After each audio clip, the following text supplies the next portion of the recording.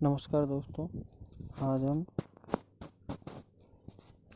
RS mains 2016 का paper third discuss करने जा रहे हैं। पहले मैं आपको इसका सिलेबस एक ब्रीफली बता देता हूँ। इसमें है देखो, पॉलिटी जिसके अंतर्गत राजस्थान भी आ जाता है, भारत की पॉलिटी भी आ जाती है, इंटरनेशनल रिलेशन भी इसमें आएंगे, साथ ही करंट अफेयर्स इसमें आएंगे, इन जो खेल और योग से संबंधित क्वेश्चन इसमें आएंगे, पब्लिक एडमिशन इसमें आएगा और मैनेजमेंट से संबंधित चीज़ें भी इसमें आएगी और विधि से संबंधित चीज़ें इसमें आएगी और एथिक्स। ये 5 से 7 टॉपिक पूरा पेपर कवर करते हैं इसके अंतर्गत। और जो पेपर स्कीम उसके वीडियो हमने पहले बना रखे वो आप देख सकते हैं। तो आइए चलते हैं, कौन कौन से क्वेश्चन किस प्रकार आए हुए, उनका कैसे सॉल्यूशन है, किस टॉपिक से किस प्रकार क्वेश्चन आ रहे हैं, क्वेश्चनों की प्रकृति क्या है, ये हम जानने का प्रयास करेंगे और क्वेश्चंस का आंसर देने का प्रयास करेंगे कि और साथ ही क्वेश्चन की प्रकृति बताने का आपको प्रयास करेंगे। चलिए,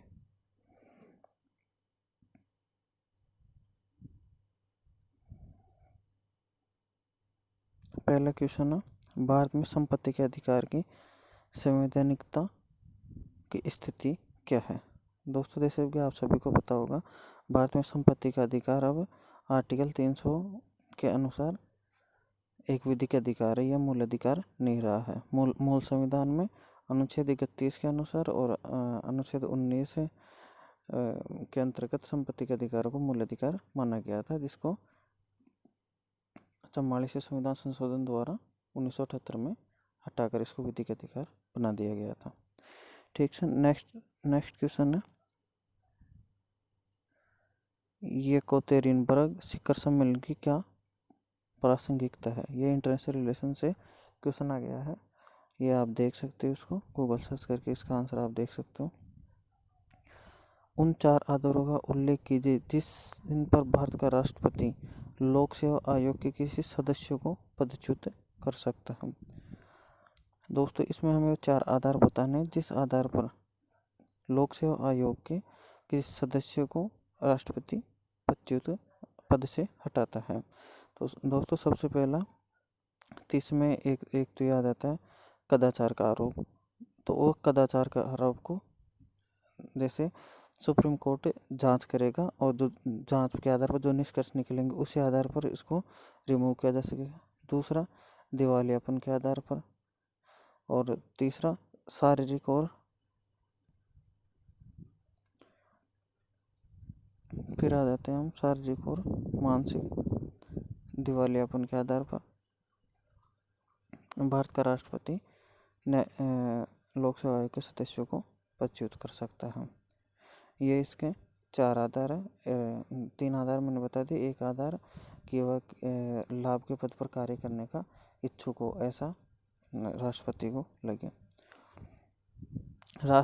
राजस्थान में जातियों के राजनीतिकरण की परिघटना समझाइए। तो साथियों, ये तो पॉलिटी से संबंधित क्वेश्चन है और इसमें जातियों के राजनीतिकरण को समझाइए, जातियों के राजनीतिकरण को समझाइए। तो इसमें भाई जैसे जाटों के नेता होते हैं, जाट पॉलिटिक्स को आगे बढ़ाते हैं, राजपूत नेता राजपूत पॉलिटिक्स को आगे बढ़ाते हैं, यही कास्ट पॉलिटिशियन को इसमें हम बता सकते हैं। और G20 की प्रासंगिकता को स्पष्ट कीजिए। ये इंटरनेशनल रिलेशन से संबंधित क्वेश्चन आ गया। तो G20 दोस्तों, ये विश्व की 20 सबसे बड़ी अर्थव्यवस्थाओं का सम्मेलन है।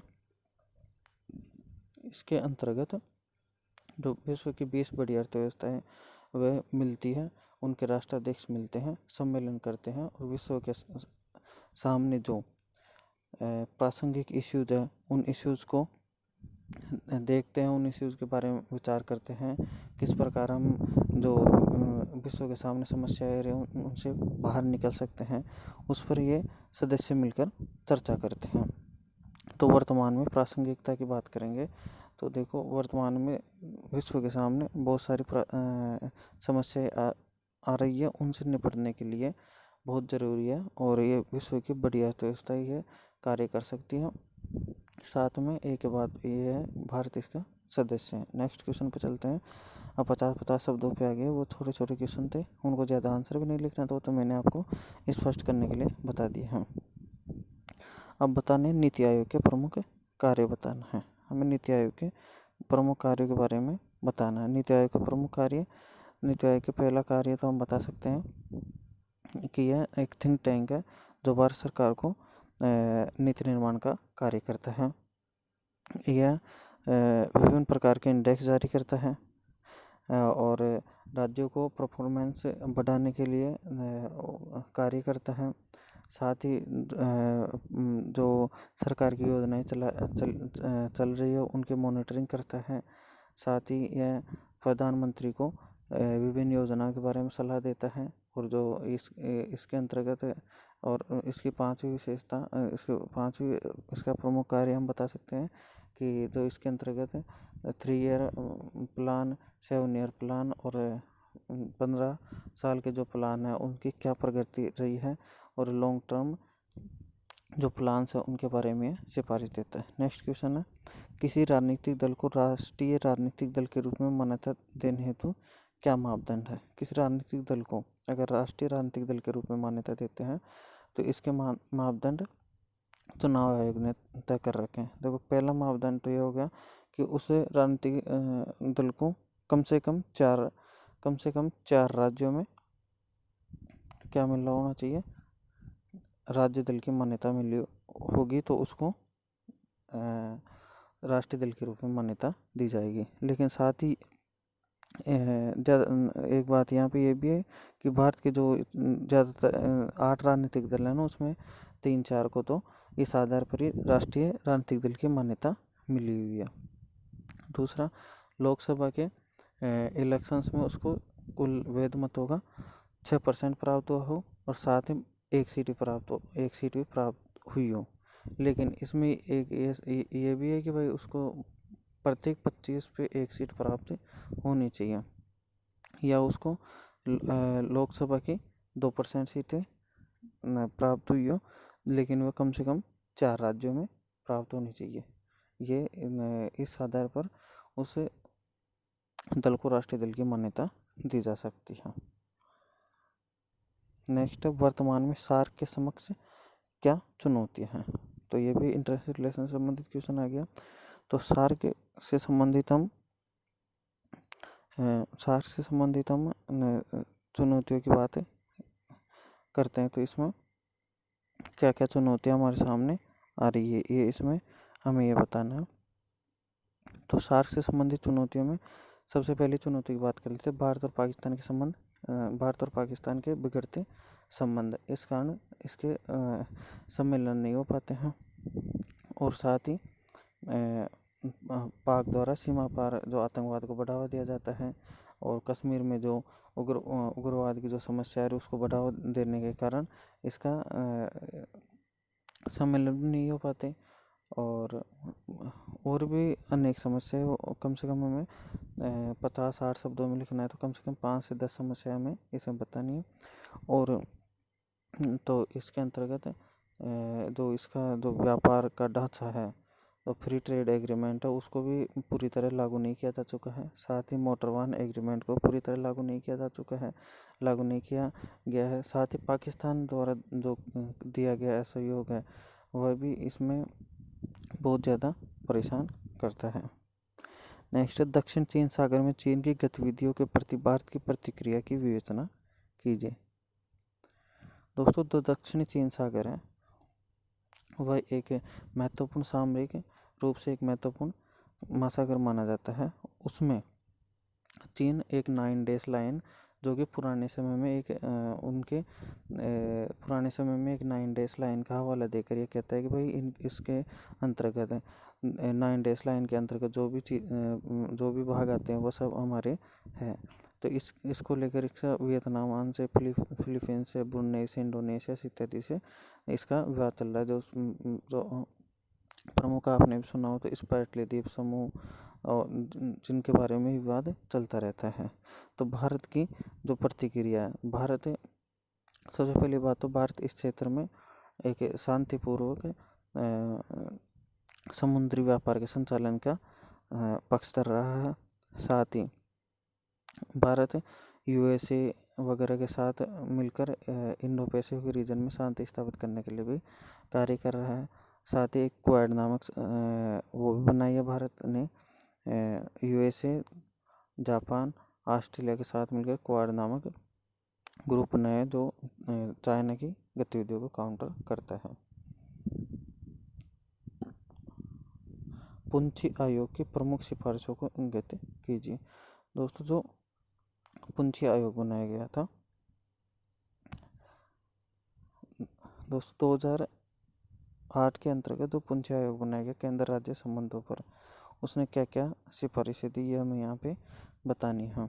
किस प्रकार उन्होंने राज्यपाल के नियुक्ति पे बताया कि किस प्रकार नियुक्ति में क्या क्या करना चाहिए, ये पुंछी आयोग ने जो जो सिफारिश दी वो हमें यहाँ पे बतानी है। अब सब बड़े क्वेश्चंस आ गए हैं, जिसमें सबसे पहला क्वेश्चन है, इसमें कम से कम 100 शब्दों की लिखने, एक क्वेश्चन 10 नंबर का है। पहला क्वेश्चन, जलवायु परिवर्तन पर संयुक्त राष्ट्र फ्रेमवर्क कन्वेंशन के पेरिस समझौते की प्रमुख विशेषता क्या है।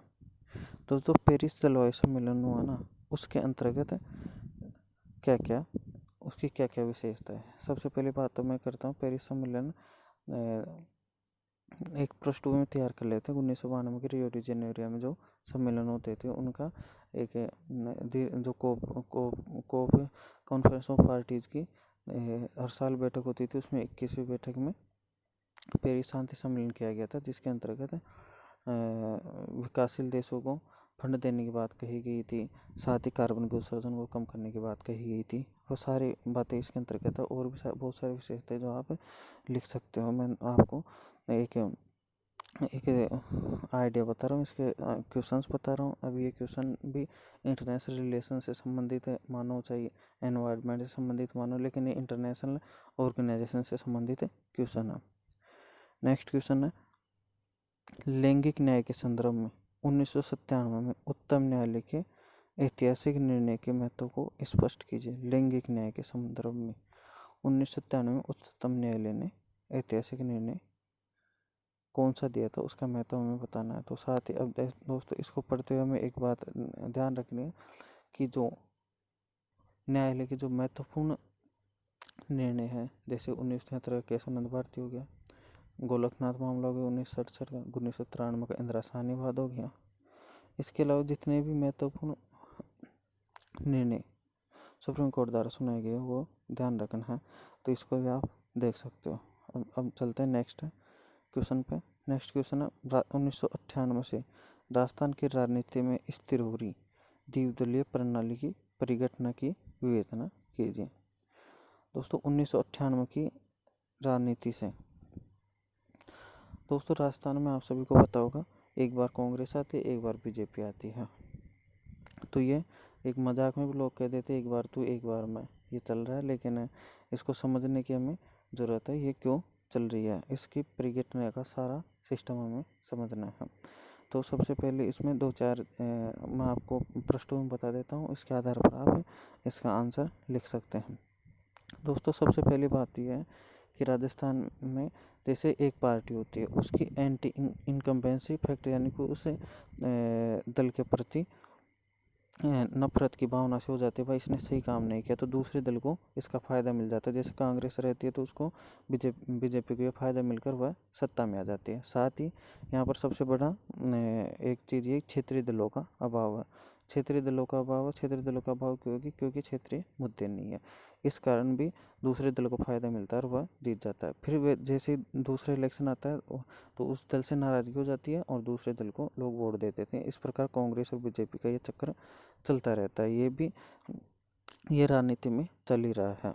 तो इसके हमें कारण बताने, क्यों ऐसा ही क्यों है कि भाई ये चल रहा है, और साथ में किस प्रकार जैसे 1998 में अशोक गहलोत सरकार आई, 2003 में उसने सरकार आई, 2008 में फिर कांग्रेस सरकार आ गई, फिर 2013 में बीजेपी आ गई, फिर 2019 में जाके 2018 जाके कांग्रेस सरकार आ गई।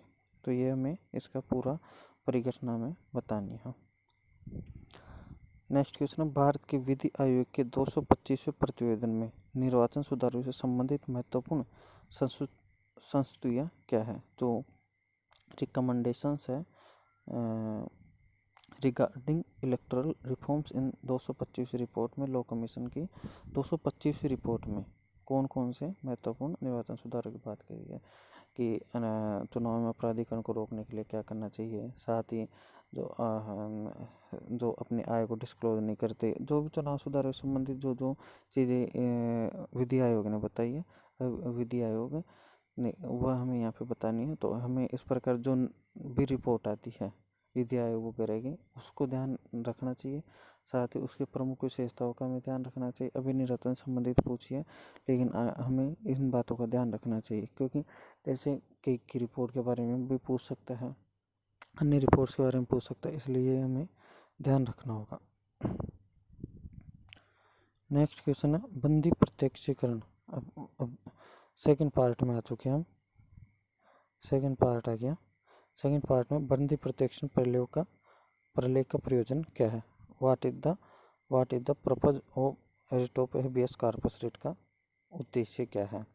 अभी दोस्तों बंदी प्रत्यक्षीकरण का शाब्दिक अर्थ है कि उस व्यक्ति को हमारे सामने पेश करो जिसको बंदी बना रखा है। तो न्यायालय आदेश देता है, न्यायालय किसी भी व्यक्ति को बंदी बनाने के विरुद्ध आदेश जारी करता है कि उसको किस कारण से बंदी बना रखा है, और उसको अगर बिना कारण बंदी बना रखा तो उसको रिहा करने का आदेश जारी कर दिया जाता है। ये इसका प्रयोजन है।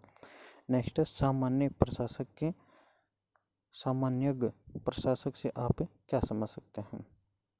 दोस्तों अब इसकी एक नॉर्मल परिभाषा मैं आपको बताता हूँ कि सामान्य प्रशासक का मतलब हो गया कि जो एक तरह से सभी बातों में परफेक्ट होना चाहिए, लेकिन किसी एक क्षेत्र का स्पेशलिस्ट ना होकर सभी क्षेत्रों में अपना थोड़ा थोड़ा योगदान देता हुआ सामान्य प्रशासक होता है। और इसका आप लोक प्रशासन पढ़ोगे तो और भी बढ़िया तरीके से आंसर दे सकते हैं। नेक्स्ट क्वेश्चन है, राजनीतिक प्रशासन द्विभाजन से आप क्या समझते हैं?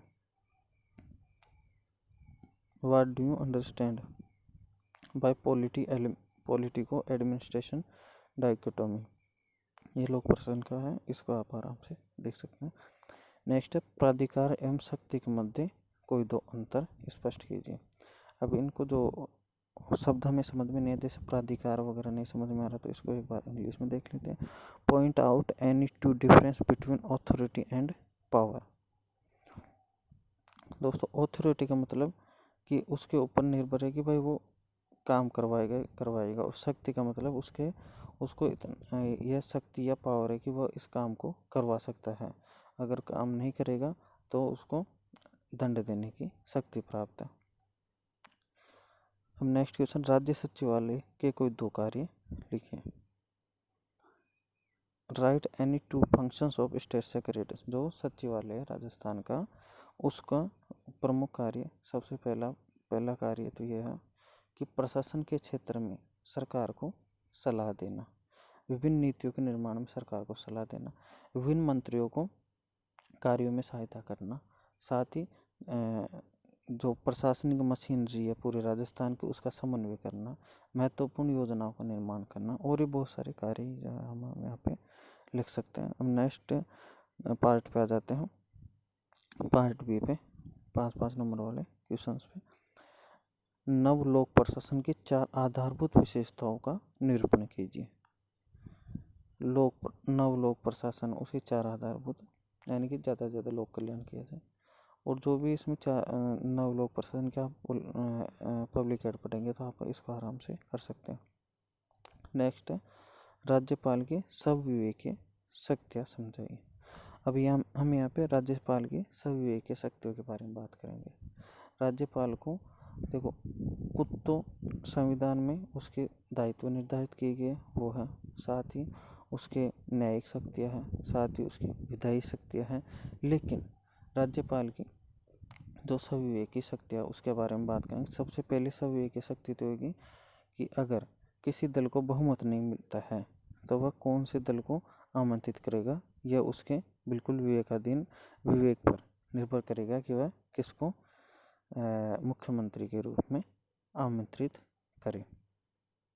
और दूसरे, अनुच्छेद 200 के अंतर्गत वह किसी विधेयक को राष्ट्रपति के लिए आरक्षित करता है। यह बिल्कुल उसका विवेकाधिकार है कि वह उस विधेयक को राष्ट्रपति को भेज सकता है। इस पर किसी न्यायालय में कोई प्रश्न नहीं उठाया जाएगा। दूसरा,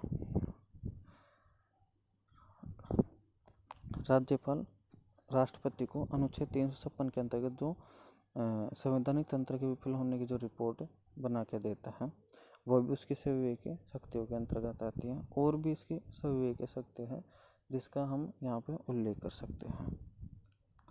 नेक्स्ट क्वेश्चन है, लोक आयुक्त के कोई 5 कार्य लिखें। लोक आयुक्त के कोई 5 कार्य। दोस्तों, लोक आयुक्त के कोई 5 कार्य की बात करते हैं तो सबसे पहला लोक आयुक्त का कार्य राज्य के भ्रष्ट अधिकारियों के विरुद्ध जांच का कार्य करना। और जो कहने मतलब भ्रष्टाचार के जो मामले चल रहे हैं उनका पर्यवेक्षण करना। और विभिन्न जांच एजेंसियों में समन्वय करना। और लोकायुक्त को और भी बहुत सारे कार्य हैं जिसके अंतर्गत हम 5 कार्य यहाँ पे हमें लिखने हैं। नेक्स्ट क्वेश्चन है, विकास प्रशासन एवं प्रशासनिक विकास के मध्य अंतर कीजिए। Distinguish between development administration and administrative development. ये लोक प्रशासन संबंधित बहुत अच्छा क्वेश्चन है। इसका आंसर भी हम पब्लिकेट को पढ़कर आप आराम से देख सकते हैं। नेक्स्ट क्वेश्चन है, प्रशासन की तृणमूल इकाई पटवारी है। इसका आंसर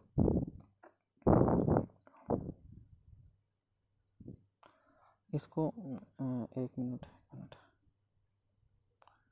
प्रशासन की तृणमूल इकाई पटवारी। एक पटवारी के रूप में आप सभी जानते हैं कि हर गांव में एक पटवारी होता है। तो पटवारी की बात करते हैं तो यह प्रशासन की जो ग्रास रूट पे एडमिनिस्ट्रेशन में बहुत प्रमुख भूमिका निभाता है। यह सरकार का गांव के स्तर पर मुख्य होता है। गांव के स्तर पर प्रमुख योजनाओं को लागू करने में, गांव के स्तर पर लोगों के संवाद करने में, सरकार की हर योजनाओं को लोगों तक, जनता तक पहुंचाने में इसका प्रमुख योगदान होता है। यह ग्राम के भू राजस्व का रिकॉर्ड रखता है। साथ ही सरपंच को और ग्राम सचिव को उसके कार्यों में सहायता भी देता है। साथ ही यह सीधा कलेक्टर के अंडर में आता है। तो यह इसको ग्राम और साथ ही पूरी पंचायत की सूचना तहसील कार्यालय के माध्यम से जिला कलेक्टर तक पहुंचती है। ये इसलिए प्रशासन की ग्रास रूट की यूनिट इसको कहा जाता है। नेक्स्ट क्वेश्चन पे चलते हैं। अब बड़े क्वेश्चन आ गए। सबसे पहला, जिला प्रशासन में जिला कलेक्टर की भूमिका का आलोचनात्मक परीक्षण कीजिए। हम यहाँ पे जिला कलेक्टर की आलोचनात्मक भूमिका के बारे में हमें यहाँ पे बात करनी है।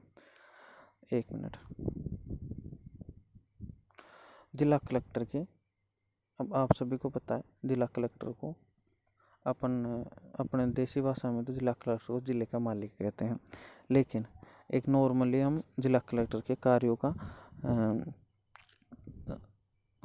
के बारे में देखते हैं, सोचते हैं, विचारते हैं तो उसके कार्यों में कौन कौन से कमियां नज़र आती है, उन कमियों की हमें आलोचना करके यहाँ पर बताना है। तो जिला कलेक्टर एक IAS अधिकारी होता है। साथ में उसके कार्य में क्या क्या कमी आ रही है।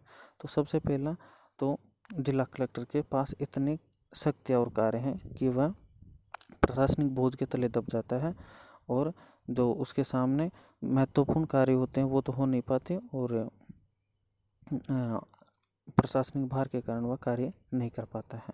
और भी जिला कलेक्टर की भूमिका के बारे में हम बात करते हैं तो कई बार जिला कलेक्टर सरकार के लोगों की आवभगत में ही लगे रहते हैं और वह प्रशासन पर ध्यान नहीं दे पाते हैं। साथ में उसके पास इतनी योजनाओं, इतने कार्य दिए गए हैं कि वह कार्य नहीं कर पाता है। तो इस कलेक्टर की जो भूमिका उसके बारे में हमें यहाँ पे बताना है। आप पब्लिक एड को पढ़ के आराम से कलेक्टर की पूरी भूमिका के बारे में आप आराम से बता सकते हैं। नेक्स्ट, राज्य प्रशासन में मुख्य सचिव की भूमिका का उल्लेख कीजिए। राज्य के प्रशासन में मुख्य सचिव की भूमिका का उल्लेख। दोस्तों, राज्य प्रशासन में जो चीफ सेक्रेटरी होता है, आप रोज अखबार पढ़ते हो तो चीफ सेक्रेटरी, ऐसा कोई दिन जाता नहीं है जब चीफ सेक्रेटरी के बारे में न्यूज़पेपर में कोई भी न्यूज़ नहीं आई हो। इसलिए इसके कार्यों बहुत ही महत्वपूर्ण कार्य हैं। ये 10 नंबर का क्वेश्चन है। तो ऐसे मान लो, ऐसे इस प्रकार यानी कि प्रशासनिक मशीनरी से संबंधित भी क्वेश्चन, बहुत अच्छे अच्छे क्वेश्चन पूछे जा रहे हैं। इसलिए राज्य प्रशासन में मुख्य सचिव की जो भूमिका है उसके बारे में बात करते हैं। तो सबसे पहले मुख्य सचिव राज्य के प्रशासनिक तंत्र का मुख्य होता है। यह मुख्यमंत्री को सलाह देता है, मुख्यमंत्री का पसंद का व्यक्ति होता है और मुख्यमंत्री महत्वपूर्ण प्रशासनिक कार्य इसकी सलाह पर ही करता है। साथ ही केंद्र सरकार से भी जो निर्देश प्राप्त होते हैं उनको मुख्यमंत्री तक पहुंचाता है और मुख्यमंत्री से निर्देश प्राप्त करके सारा प्रशासन का संचालन ये करता है। साथ में प्रशासन का हेड होने के नाते यह सरकार की जो भी प्रमुख योजनाएं हैं उन पर इसका प्रभाव होता है। बहुत सारी इसके कार्य हैं, उनके बारे में हमें यहाँ पे लिखना है। नेक्स्ट क्वेश्चन पे चलते हैं। एक स्वतंत्र शैक्षणिक विषय के रूप में लोक प्रशासन के विकास को अनुरेखित कीजिए। एक स्वतंत्र विषय के रूप में लोक प्रशासन का किस प्रकार विकास हुआ, कौन से सन से लोक प्रशासन चल रहा है, किस प्रकार लोक प्रशासन की भूमिका बढ़ती जा रही है, किस प्रकार लोक प्रशासन को कॉलेजों में पढ़ाया जा रहा है, किस प्रकार लोक प्रशासन हमारे जीवन से संबंधित है, किस प्रकार लोक प्रशासन क्या क्या कार्य करता है, ये हमें यहाँ पे बताना है। नेक्स्ट क्वेश्चन पे हम चलते हैं। प्लेटो के मुख्य सद्गुण। प्लेटो के मुख्य सद्गुण न्याय हो गया और न्याय हो गया और आप जब एथिक्स पढ़ोगे तो जो प्रमुख विचारक हैं विश्व के, भारत के, उनको पढ़ोगे तो आप आराम से पूरा प्लेटो के बारे में आप पढ़ के इसका आंसर दे सकते हो। नेक्स्ट है, जे.एस. मिल के अनुसार उपयोगितावाद का क्या अर्थ है।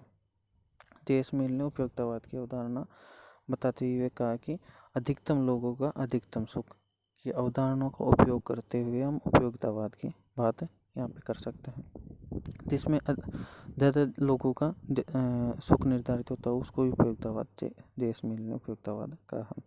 नेक्स्ट, प्रकृतिवादी तर्कदोष की अवधारणा क्या है। What is the concept of naturalistic fallacy, ये हमें यहाँ पे बताना। प्रकृतिवादी तर्कदोष की अवधारणा क्या है, ये भी एथिक्स से संबंधित क्वेश्चन है। नेक्स्ट क्वेश्चन है, गीता के अनुसार स्वधर्म को परिभाषित कीजिए। गीता में स्वधर्म का मतलब है अपने धर्म का पालन करना, यानी कि अपना धर्म क्या है। जैसे हम विद्यार्थी हैं तो विद्यार्थी का धर्म हो गया विद्या का अध्ययन करना। साथ ही समाज को नैतिक सद्गुणों पर चलने के लिए प्रेरित करने के लिए एक आदर्श स्थापित करना विद्यार्थी का काम होता है। लोगों को जागरूकता पैदा करना विद्यार्थी का कार्य है। इस प्रकार स्वधर्म को गीता में परिभाषित किया गया है। कांट के अनुसार निरपेक्ष आदेश का अर्थ स्पष्ट कीजिए। Explain the meaning of categorical imperatives according the can't. Can't बहुत बड़ा विद्वान हुआ और कांट ने जो निरपेक्ष आदेश का अर्थ बताया वो हमें यहाँ पे लिखना है।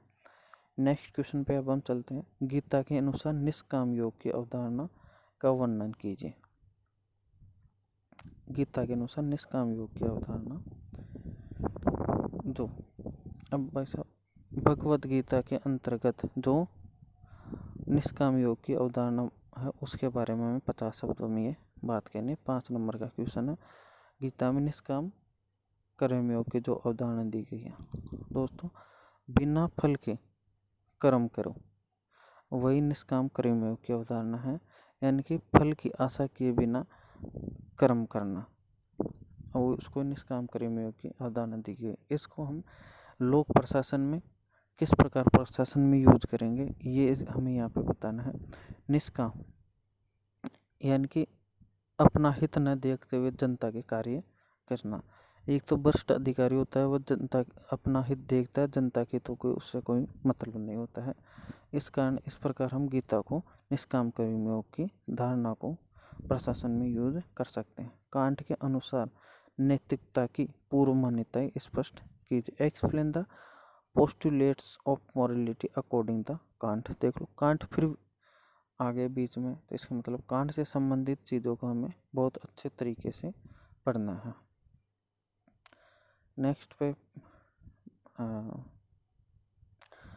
क्वेश्चन ना, सामाजिक बुद्धि क्या है। दोस्तों सामाजिक बुद्धि क्या है? समाज के बारे में अवेयर रहना, समाज में जागरूकता फैलाना, समाज के लोगों को अपने अधिकारों के प्रति जागरूक करना, समाज में जो पुरानी मान्यताएं हैं, खराब मान्यताएं हैं, जो रूढ़िवादी परंपराएं हैं, उनको समाप्त करने के लिए जो हमारी इंटेलिजेंस यानी कि जो हमारी बुद्धि कार्य करती है, उसको ही सामाजिक बुद्धि के अंतर्गत शामिल किया जाता है। और इसको आप जब एथिक्स पढ़ेंगे तो और अच्छी तरीके से समझ जाओगे कि किस प्रकार हमारा इंटेलिजेंस काम करता है, किस प्रकार हमारा आईक्यू काम करता है, और किस प्रकार हमारा माइंड काम करता है। ये आप आराम से एथिक्स पढ़ोगे जब आप आराम से समझ जाओगे। इसका आंसर बहुत है सरल है। नेक्स्ट, ओलपोर्ट की व्यक्तित्व परिभाषा का वर्णन कीजिए। Describe Allport definition of personality. Allport की व्यक्तित्व परिभाषा का वर्णन हमें यहाँ पे करना है, या आप ये भी। नेक्स्ट क्वेश्चन पे आप चलते हैं। पृष्ठोन्मुखी व्यवधान से आप क्या समझ सकते हैं? ये भी हुआ एथिक्स संबंधित क्वेश्चन, आप एथिक्स पढ़ के इसका भी आंसर कर सकते हैं। नेक्स्ट है प्रतिबल क्या है।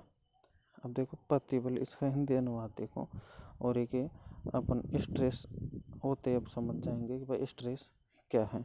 लेकिन ये हिंदी अनुवाद हमें समझ में नहीं आ रहा, लेकिन इसको समझने के लिए इंग्लिश वर्जन देखते हुए में बात समझ में आ गई। तो स्ट्रेस क्या है दोस्तों?